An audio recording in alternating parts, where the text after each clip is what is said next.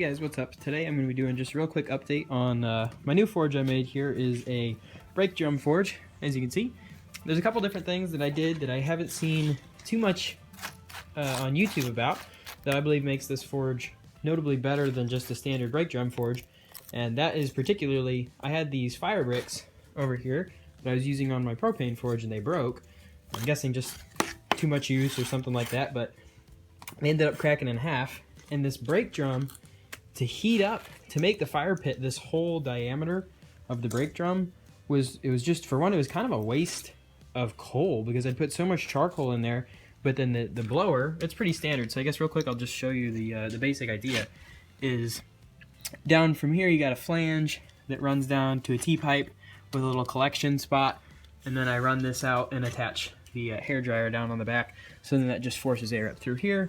And then I've got above the flange, I have a little cast iron grate.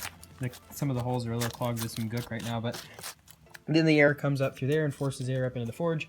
So what I did, because with the air coming up out of here, these little, little pieces of coal and stuff like that, they want, because they're so light, they want to just blow off of it and actually away from that center of heat.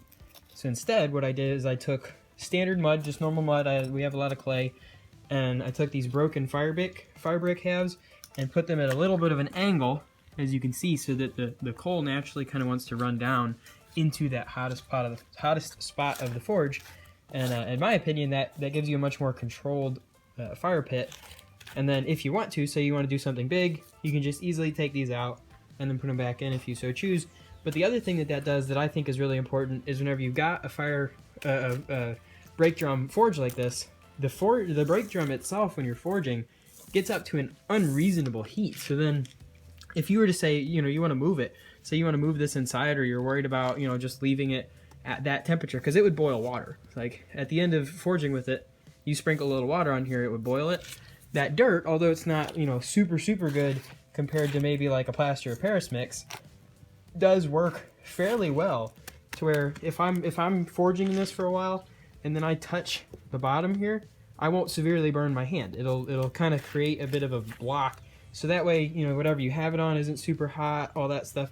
And the way I did it here is, here's my anvil I use, this guy here, and it's on a super sturdy welded up table with just some angle iron, but it's very, very sturdy.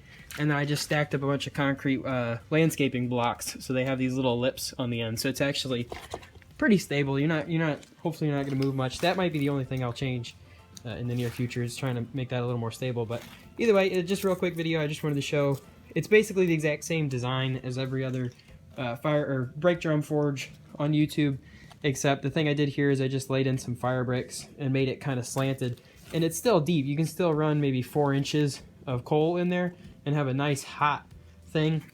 The other thing I'll do is I'll take one of these other ones and I'll put it over there, and it gives me just a little bit of a lid here.